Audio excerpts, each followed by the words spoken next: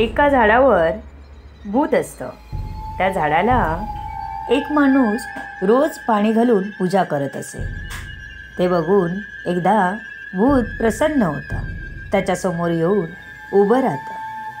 त्याला बघून तो थोडा फार घाबरून जातो. तसं ते भूत त्याला बोलते, तू घाबरू नकोस, मी तुझ्यावर खुश आहे. तुला काय मागायचं ते माग, मी तुला देईन. ते ऐकून तो थोडा रिलॅक्स होतो. तू तर भूत आहेस, मला काय देणार, तू मागून तर बघ. तो बोलतो, मला देवाला बघायचं आहे. तर भूत बोलते, तुला मी कसं भेटवणार देवाला, पण एक सांगतो, तसे केल्यास नक्की भेटता येईल. तू रोज देवळात जातोस ना, तिकडे एक आजोबा येतात. सगळ्यांच्या अगोदर येतात आणि सगळ्यांच्या मागून जातात.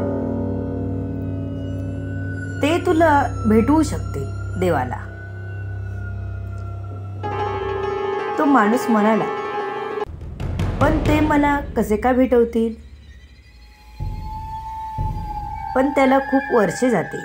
तुझी भक्ती खरी असेल तर नक्कीच भेट होईल. मग तो माणूस रोज देवळात जायचा. त्या आजोबांशी बोलायचा प्रयत्न करत होता. पण ते आजोबा खूपच खडूस होते. छोट्या छोट्या गोष्टीला किचकिच करायची. मग तो विचार करू लागला की मला भूत चांगले का सांगेल. म्हणून तो घरी येतो व झाडाखाली बसतो. त्याच्या बाजूला भूत पण येऊन बसते. काय रे, कसला विचार करतोयस. भूत त्याच्याजवळ जातं. तेवढ्यात त्याचे शेजारी येतात. तिथे त्यांना बघून भूताला सांगतो, तू इथून जा, नाहीतर लोक मला वेड्यात काढतील. मला भूतासोबत बसलेला बघून. मी तर भूत आहे, मी तर कुणाला दिसणार पण नाही. मग मला कसा दिसतोस तू. तू आधी शेजाऱ्यांशी बोलून घे. तू त्यांना दिसलास तर ते घाबरतील. परत माझ्या घरी कोणी येणार पण नाही आणि पूर्ण गावभर समजेल की माझ्या घरी भूत आहे असं. मी सांगतो ना तुला, मी कुणालाही दिसणार नाही. तुझ्या व्यतिरिक्त मी कुणालाही दिसत नाही. तू जा, नाहीतर ते तुला वेड्यात काढतील. तू असाच माझ्याशी बोलत राहिलास तर नक्कीच तुला वेड्यात काढतील. तू जातो तिकडे ते लोक ते झाड विकत घ्यायला आले होते. कारण ते झाड खूप मोठे होते. त्यातून खूप पैसा मिळाला असता त्यांना. म्हणून ते झाड विकत घेण्यासाठी आले होते. त्यांचं बोलणं चालूच होतं. ते भूतही ऐकत होतं की हे झाड विकत घ्यायला आले आहे. तर हा खूप घाबरून गेला. कारण त्याला माहीत होतं की या झाडावरती भूत राहतं.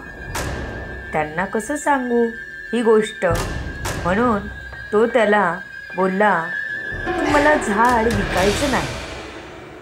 त्याने खूप समजवण्याचा प्रयत्न केला.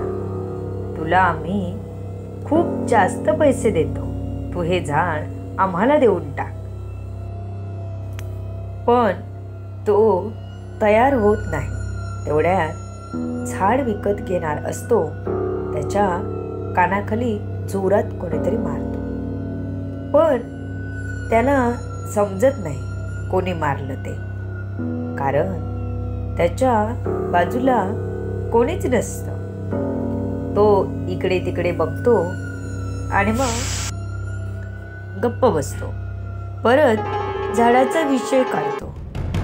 परत त्याच्या दोन्ही कानाखाली जोरात आवाज येतो. आता तो पूर्णपणे घाबरून जातो. हे काय चाललंय माझ्यासोबत? कोण मारतंय मला माझ्या कानाखाली? पण तो ही गोष्ट कुणालाही सांगत नाही.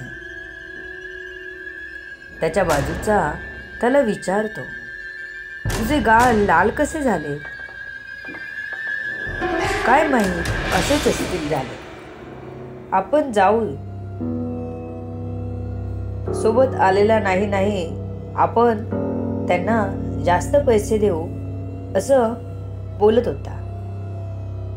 पण तेवढ्यात त्याच्या पण कानाखाली आवाज येतो. त्याच्या बाजूला पण कुणीच नसतं. तोही खूप घाबरतो.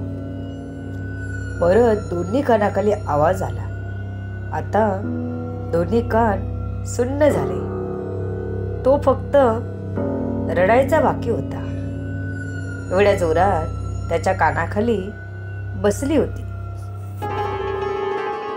पण त्यालाही समजत नव्हतं की आपल्याला कोण मारत आहे, आपल्यासोबत नक्की काय होतं आहे. तो परत जायला लागतो. तसे आता ते भूत हसायला लागले. ते गेल्यावर भूत बोलू लागले, मी त्यांना कशी अद्दल घडवली. ते आता परत इकडे येणार नाही.